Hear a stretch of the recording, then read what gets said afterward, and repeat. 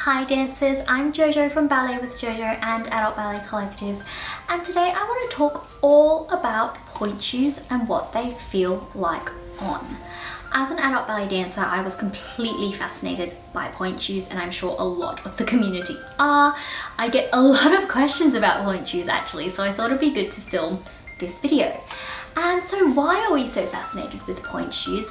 I think it's because when you don't get to do ballet as a child and then you grow up, and I guess growing up I never thought it would be possible to start ballet as an adult, and I didn't think it was possible to do pointe as an adult either, but here we are. So they are a little bit of a mystery, and I guess they're just such beautiful things. So people are just obsessed with pointe shoes. So before we go any further, please make sure you like, comment and subscribe, because that would help me on my YouTube journey. But let's start talking about pointe shoes straight away. So what do they feel like on? Well, firstly, let's talk about the makeup of a pointe shoe. Okay, so you have the box, which is traditionally made from like paper mache. The vamp, that's the front part there, that is in relation to basically how long your toes are. I have relatively short toes, so I need a short vamp on most of my shoes. That's the platform there. That is basically what is supporting you and what you have to balance on. The box is what's holding you up. You also have a shank, so that's the sole of the shoe. The shank is on the inside. You've got the inner sole, and then you'll have the drawstring and your ribbons. I am not a pointe shoe expert. This is just from what I've learned over the last few years. In terms of the drawstring as well, you can get them in an elastic drawstring, which kind of holds a little bit better, but sometimes that can cut into your back heel. So that's something you might feel when you're wearing pointe shoes. So it all really depends. Now, with the box and the tip of the pointe shoe, most pointe shoes will actually have a little bit of padding in the top. This is what a foam one looks like. In most of mine I have either like a gel, so like a clear little cushion, or like a silicone sort of cushion. So yeah, it all depends, but you generally will have that in the tip of the pointe shoe. If you absolutely hate that, most of the time you can rip it out. And yeah, but most of the time that's there basically to protect your toes from bruising.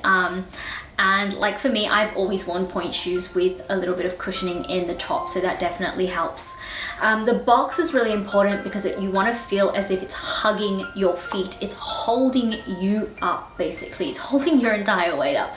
So the box is something that, so these are a little bit dead, and you can see like how much I can push that. It's really soft now. Let's have a look. This is like a harder box. So you can see that that's more supportive. This is a block Euro stretch. This one's really interesting because it has the split sole, and it also has a 3/4 shank. So the shank actually only goes halfway through there. We'll talk about shank a little bit later. But yeah, so talking about the box and how the box is holding you up, you definitely want to feel supported by the box. This box is really soft.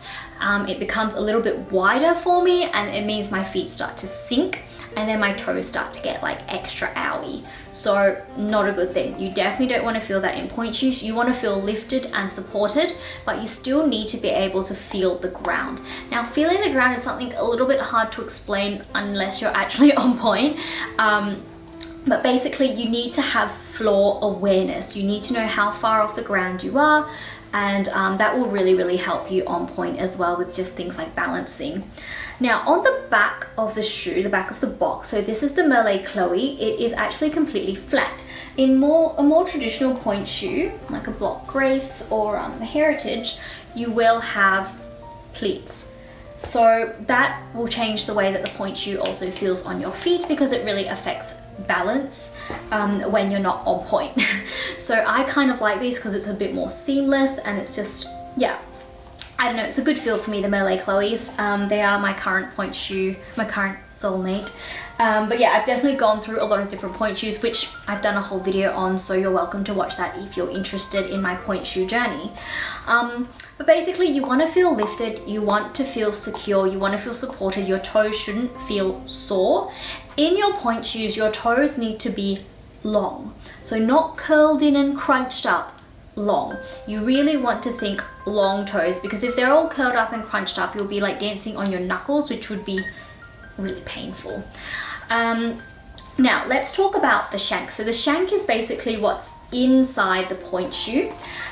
Most shoes will have a full shank. So these are, where are they? These are the Block Heritage, as I mentioned before. They have a relatively flexible shank. These also have a super low vamp, and they've got a beautiful V-shaped vamp, which is really, really flattering on the feet. The Block Heritage were the first pointe shoes that I were fitted in. They are great for beginners. They're even good for professionals. It all depends on what you like. So these have a relatively flexible shank, but it does go the full way through. As I mentioned with the Euro Stretch, it is 3/4. So that is really forgiving and really flattering on the feet. I actually adore these shoes. They're just that little bit too wide for me, unfortunately, so that's sad. And yeah, so the Merlet Chloe just has a regular shank. I think in Merlet the shanks are made of like more of like a plastic material, so they last longer. These are really, really dead, so I've worn them a lot. But I do want to show you, these are the Merlet Lisas, and they're really cool because I can actually deconstruct it and take the shank out for you. So I've just got a soft shank in it at the moment, which is actually like really unsupportive. It's just like a bit of cardboard. But the good thing is with this shoe is you can change the shank and choose different hardness. So that's a medium. So that's probably what I would use. I don't have ultra flexible feet or beautiful arches or anything like that as an adult ballet dancer, but my feet are relatively strong. So I would just use something like that because I do want to feel supported.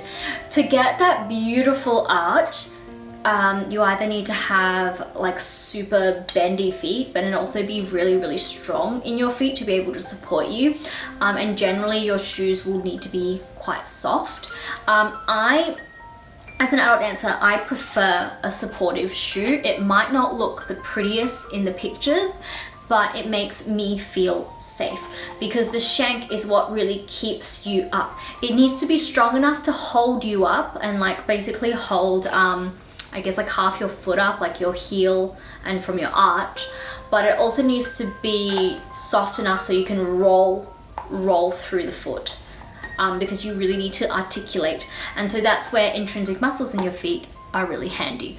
So there's so many things you need to work on in your feet and in your body and your turnout, and even mindset wise before you go on pointe. So that is like a whole other journey in itself, but yeah, that will really help you prepare if you start doing all your strength work, if you're doing your calf raises, if you're doing turnout work, because what I find on pointe is that it is much harder to maintain turnout, so you really need to use your deep rotators and have an understanding of your turnout for your body. So we're just going to cut away and I'm going to show you what it's like to roll through in a pair of pointe shoes. I'm going to show you what it's like to roll through in a pair of really dead pointe shoes, and then a pair of really hard new pointe shoes as well. Here we have a pair of my old Merlet Chloes. You can see how soft the shank is where it's broken in. It's fairly easy to roll through, and there really isn't that much support that these pointe shoes are providing at the moment.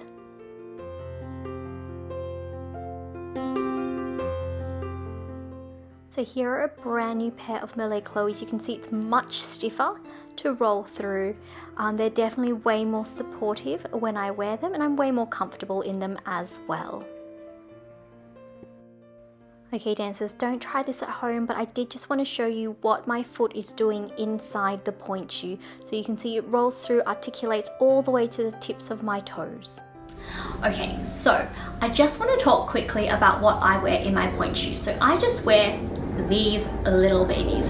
So these are just from Repetto. They are just like the pointe shoe toe pads. A lot of brands just do them. I like these because, I don't know, the shape looks weird on camera, but when you put it on your feet, it actually hugs your feet. Some brands, they just sit on top and it doesn't feel like hugging enough, if that makes sense.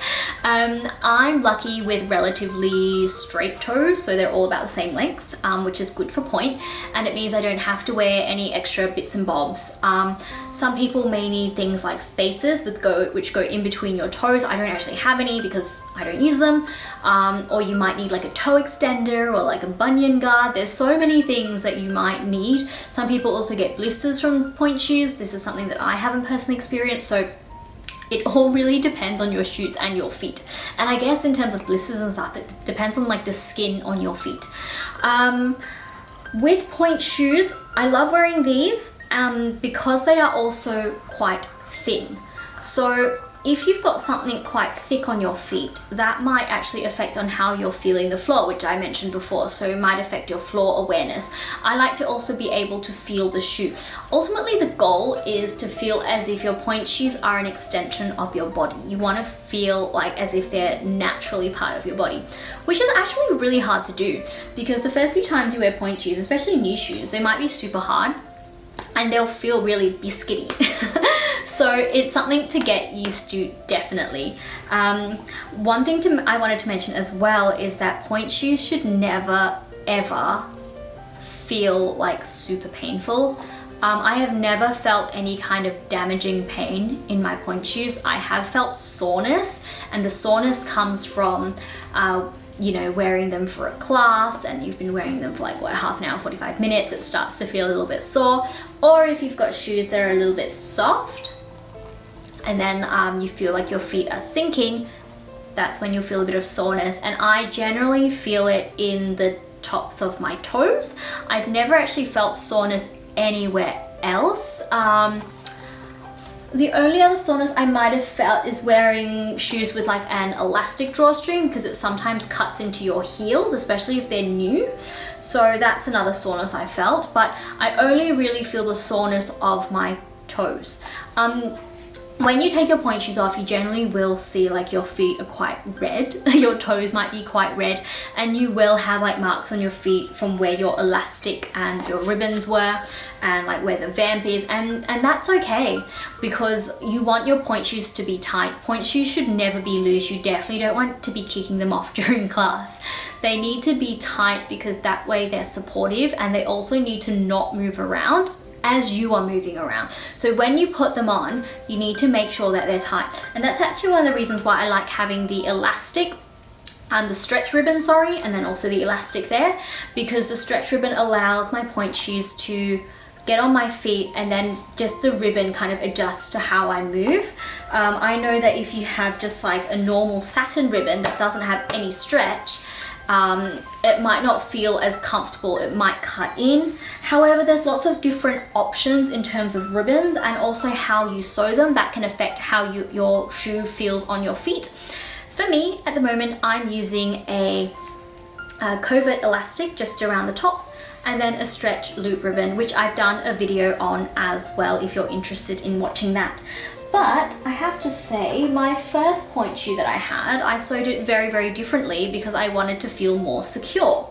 And I wasn't quite sure, I was way more tentative in them. And so for this Pointe shoe, I used thick elastics, not the covert, like actual elastics. And I sewed a crisscross to really hold my foot and ankle in. And I actually just used the satin ribbon that has the elastic in there. So that actually goes around the back of your like Achilles, and it relieves some pressure and some tension there. So that's all right, that's pretty good. And you can also see that I've cut the ribbons and they're different lengths because it depends on how you tie them around your ankles. And I like to have them relatively short so that there's not as much tucking in, because your ribbons can get untucked. But that being said, switching to the stretch loop ribbon was really, really great for me because I don't have to worry about ribbons coming undone.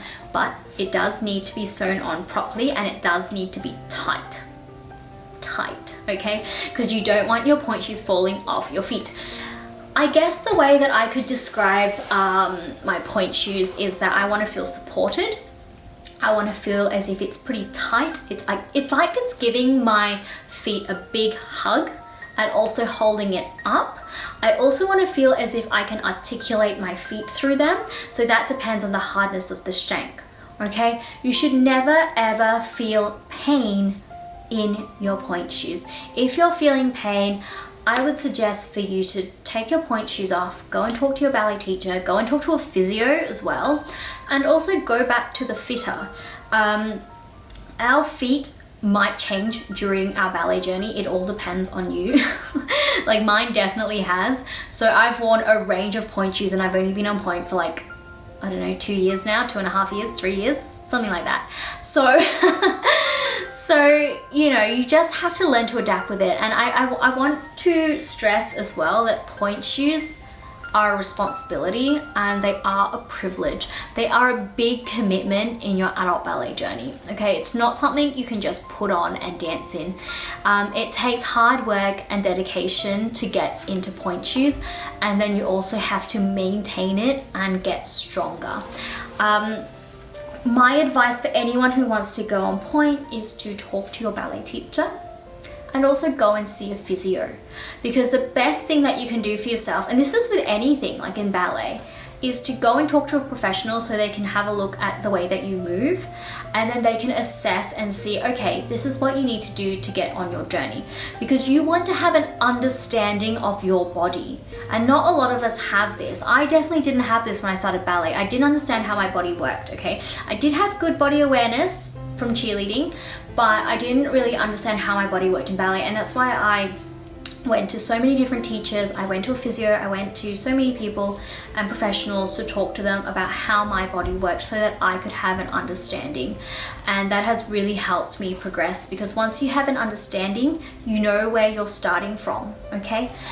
So definitely go and see someone if you do want to get on pointe. It is not a journey that you can do by yourself, watching YouTube videos, definitely not.